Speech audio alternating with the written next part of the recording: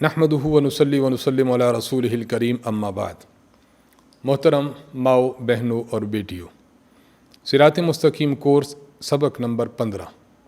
आज के सबक में भी इंशाअल्लाह 5 बातें बयान होंगी। नंबर 1 कुरान मजीद की आयत, नंबर 2 हदीस मुबारक, नंबर 3 अक़ीदा, नंबर 4 मसला और नंबर 5 दुआ। आइए शुरू करते हैं कुरान मजीद की आयत से। अल्लाह तबारक व तआला सूरतुल अहज़ाब आयत नंबर 40 में इरशाद फरमाते हैं, अऊज़ु बिल्लाहि मिनश शैतानिर रजीम, बिस्मिल्लाहिर रहमानिर रहीम, मा काना मुहम्मदुन अबा अहदिम मिर रिजालिकुम वलाकिन रसूलल्लाहि व खातमन नबिय्यीन व काना अल्लाहु बिकुल्लि शैइन अलीमा। अल्लाह ताला फरमाते हैं कि मोहम्मद सल्लल्लाहु अलैहि वसल्लम तुम्हारे मर्दों में से किसी के बाप नहीं हैं, लेकिन अल्लाह के रसूल और आखिरी नबी हैं और अल्लाह ताला हर चीज़ को जानने वाला है। इस आयत मुबारका में अल्लाह ताला ने जनाब रसूलुल्लाह सल्लल्लाहु अलैहि वसल्लम की एक खुसूसियत ख़त्म नबूवत को बयान फरमाया है। मुसलमानों का अक़ीदा है कि जनाब रसूलुल्लाह सल्लल्लाहु अलैहि वसल्लम आखिरी नबी हैं, आपके बाद कोई नबी पैदा नहीं होगा। अगर हुज़ूर अलैहिस्सलातु वस्सलाम के बाद कोई शख्स नबूवत का दावा करता है कि अल्लाह ने मुझे भी हुजूर के बाद नबी बनाया है, तो ऐसा शख्स दायरे इस्लाम से खारिज है, काफिर है। इस आयत मुबारका में अल्लाह तबारक व तआला ने इब्तिदा में इरशाद फरमाया कि मोहम्मद सल्लल्लाहु अलैहि वसल्लम तुम मर्दों में से किसी के बाप नहीं। उस वक्त वाक़या ये था कि नबी अलैहिस्सलातु वस्सलाम के मुँह बोले बेटे हज़रत ज़ैद बिन हारिसा रज़ी अल्लाह अन्हु, उनका निकाह हुआ था हज़रत ज़ैनब रज़ी अल्लाह अन्हा से। जब इनकी तलाक़ हुई तो अल्लाह तबारक व तआला ने हुक्म ये इरशाद फरमाया कि आप हज़रत ज़ैनब रज़ी अल्लाह अन्हा से निकाह करें। इस निकाह पर उस वक्त के मुशरिकीन ने एक बहुत बड़ा एतराज़ किया। एतराज़ ये किया कि ज़ैद बिन हारिसा तो हुज़ूर अलैहिस्सलाम के बेटे हैं और किसी बेटे की मुतल्लक़ा तलाक़ याफ्ता औरत से निकाह करना तो जायज़ नहीं, तो आप अलैहिस्सलाम ने किस तरह की? अल्लाह ताला ने इसका जवाब इरशाद फरमाया, मा काना मुहम्मदुन अबा अहदिम मिर रिजालिकुम, कि हज़रत रसूलुल्लाह सल्लल्लाहु अलैहि वसल्लम तुम में से मर्दों में से किसी के बाप नहीं। क्या मतलब? कि कोई ऐसा बंदा हो जो हालत बुलूग को पहुँचा हो, बालिग़ हो, मर्द हो, पैगम्बर अलैहिस्सलाम उसके बाप नहीं। जब उम्मत में से किसी मर्द के जिस्मानी बाप नहीं, तो उसकी मुतल्लका हुजूर के लिए निकाह के लिए हलाल हो सकती है। ये कहना कि ज़ैद बिन हारिसा की मुतल्लका खातून हज़रत ज़ैनब रसूलुल्लाह सल्लल्लाहु अलैहि वसल्लम के लिए जायज़ नहीं है उनसे निकाह करना, ये बात गलत है। जायज़ न होना उस वक्त हो जब रसूलुल्लाह सल्लल्लाहु अलैहि वसल्लम किसी बालिग़ मर्द के बाप हों, लेकिन हुजूर अलैहिस्सलातु वस्सलाम तो किसी बालिग़ मर्द के बाप नहीं है। आप अलैहिस्सलातु वस्सलाम की जो औलाद नरीना थी वो तो छोटी उम्र में वफ़ात पा गई थी, तो कोई आपकी बालिग़ औलाद मुज़क्कर बुलूग की उम्र को पहुँची नहीं है।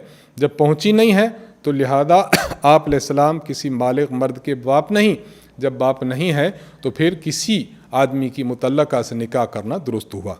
इससे ये बात बखूबी वाज़ेह हो जाती है कि हज़रत ज़ैद बिन हारिसा रज़ी अल्लाह अन्हु भी रसूलुल्लाह सल्लल्लाहु अलैहि वसल्लम की नसबी औलाद नहीं है। मुँह बोला बेटा होना अलग चीज़ है। मुँह बोले बेटे के अहकाम ये हकीकी औलाद के अहकाम की तरह नहीं है। लिहाजा मा काना मुहम्मदुन अबा अहदिम मिर रिजालिकुम के अंदर अल्लाह ताला ने मुशरिकीन के इस एतराज़ का जवाब दिया। वलाकिन रसूलल्लाहि व खातमन नबिय्यीन, लेकिन आप अलैहिस्सलातु वस्सलाम अल्लाह के रसूल भी हैं और ख़ातमुन नबिय्यीन यानी आखिरी नबी भी हैं। अब यहाँ एक अरबी की सिन्फ है, लफ्ज़ लाकिन जब आता है, लाकिन आता है कि लाकिन के लफ्ज़ से पहले कोई ऐसा इश्काल होता है तो लफ्ज़ लाकिन उस इश्काल को दूर करता है।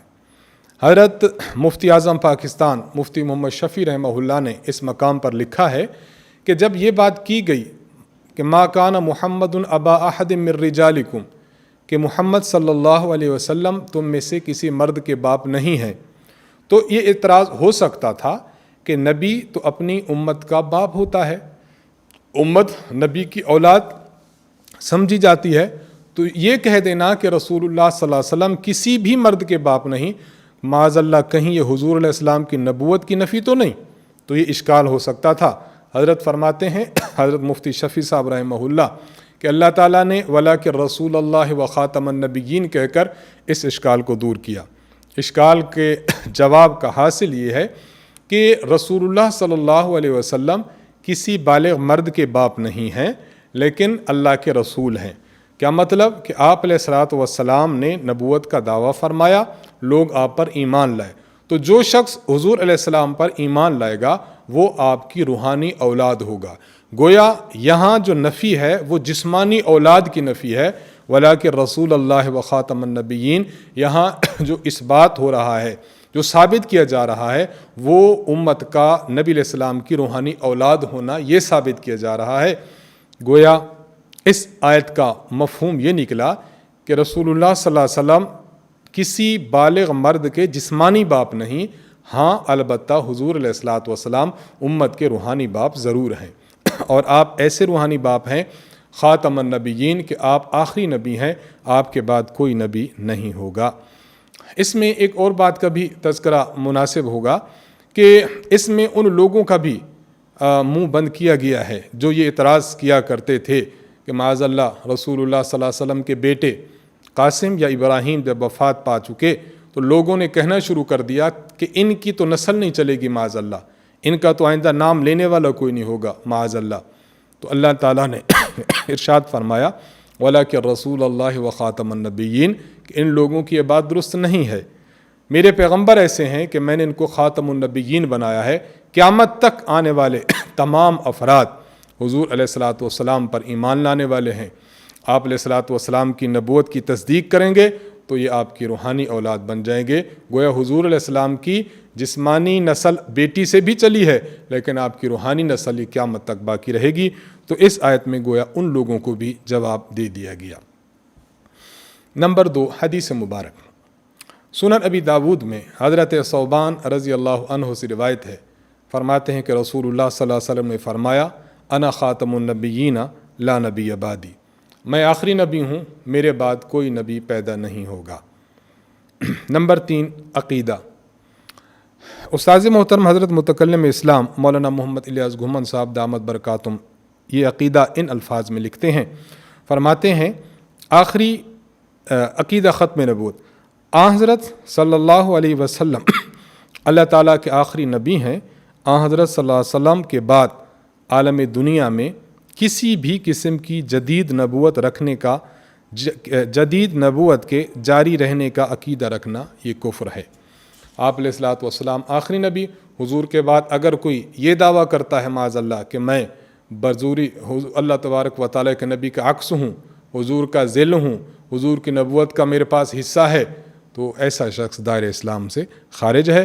عقیدہ ختم نبوت ہمارے ایمان کی بنیاد ہے، اس پر مضبوطی سے کاربند رہنا ہر مسلمان کی ذمہ داری اور اہم فرض ہے۔ نمبر 4، آج کا مسئلہ۔ آج کے مسئلہ میں ہم نمازوں کے مستحب اور مکروہ اوقات کو بیان کریں گے۔ ایسا وقت جس میں نماز پڑھنا بہتر ہے، اچھا ہے، پریفریبل ہے، وہ بھی بیان کریں گے، اور وہ اوقات جن میں نماز پڑھنا مکروہ اور ناپسندیدہ ہے ان کو بھی بیان کریں گے، تاکہ ہماری مائیں بہنیں بیٹیاں ان اوقات کی پابندی کریں جن میں نماز مستحب ہے اور ان اوقات سے بچیں جن میں نماز مکروہ ہے۔ فجر کا وقت۔ فجر کی نماز کا وقت صبح صادق سے لے کر طلوع شمس تک ہوتا ہے۔ عورتوں کے لیے مستحب یہ ہے کہ صبح صادق کے بعد اندھیرے ہوتے ہوئے فجر پڑھ لیں۔ رات کے آخری حصے میں افق پر ارزن پھیلنے والی روشنی کو صبح صادق کہتے ہیں۔ افق جہاں سے سورج نکل رہا ہے تو وہاں ارزن یعنی یوں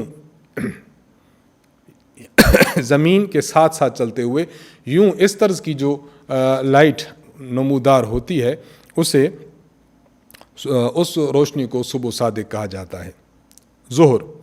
جب سورج دوپہر کے بعد ڈھلنا شروع ہو جائے اس وقت سے لے کر مثل ثانی یعنی جب ہر چیز کا سایہ اس کے اصلی سایہ کے علاوہ 2 گنا ہو جائے تو اس وقت تک ہے، لیکن اس کا مستحب وقت یہ ہے کہ سردیوں میں نماز جلد پڑھ لی جائے اور گرمیوں میں ٹھنڈا کر کے یعنی تاخیر سے پڑھی جائے۔ عصر کا وقت، جب ظہر کا وقت ختم ہو جائے تو اس وقت سے لے کر غروب آفتاب تک عصر کا وقت باقی رہتا ہے، لیکن اس کا مستحب وقت یہ ہے کہ اس کو بھی دیر سے پڑھا جائے، البتہ اتنی دیر نہ ہو کہ سورج زرد ہونے لگے، اس کا خیال کرنا چاہیے۔ مغرب کا وقت، مغرب کا وقت غروب آفتاب سے لے کر آسمان پر سرخی کے باقی رہنے تک ہے، البتہ اس وقت میں اگر کوئی نماز ادا نہ کر سکے تو جب تک آسمان پر سفیدی باقی رہے اس وقت تک نماز ادا کی جا سکتی ہے۔ اس کا مستحب وقت یہ ہے کہ مغرب کا وقت ہوتے ہی اسے ادا کر لیں، عموماً پہلے گھنٹے میں اسے پڑھا جائے۔ عشاء کا وقت، جب آسمان سے سفیدی بالکل ختم ہو جائے تو اس وقت سے عشاء کی نماز کا وقت شروع ہو جاتا ہے اور صبح صادق تک باقی رہتا ہے۔ عشاء کی نماز کا مستحب وقت یہ ہے کہ پہلے 2 گھنٹے چھوڑ کر نماز پڑھی جائے۔ نماز کے اوقات ایک تو ہم نے عرض کر دیے، دوسرا مستند اور معتبر کیلنڈرز بھی آج کل ملتے ہیں تو ان کے ذریعے بھی نماز کے اوقات میں مدد لی جا سکتی ہے۔ کچھ اوقات ایسے ہیں کہ جن میں نماز نہیں ہوتی، انہیں ممنوع اوقات کہا جاتا ہے، ان کا بھی بیان آپ کے سامنے کیا جاتا ہے۔ ممنوع اوقات وہ ہوتے ہیں جن میں فرض یا نفل کوئی نماز بھی صحیح نہیں ہوتی۔ ممنوع اوقات 3 ہیں۔ نمبر 1 طلوع آفتاب کا وقت، جب سورج نکل رہا ہو۔ نمبر 2 عین زوال کا وقت، جس پر سورج عین سر پر کھڑا ہو۔ نمبر 3 غروب آفتاب کا وقت، جس وقت سورج غروب ہو رہا ہو۔ ایک دو مسئلے بھی سمجھ لیں۔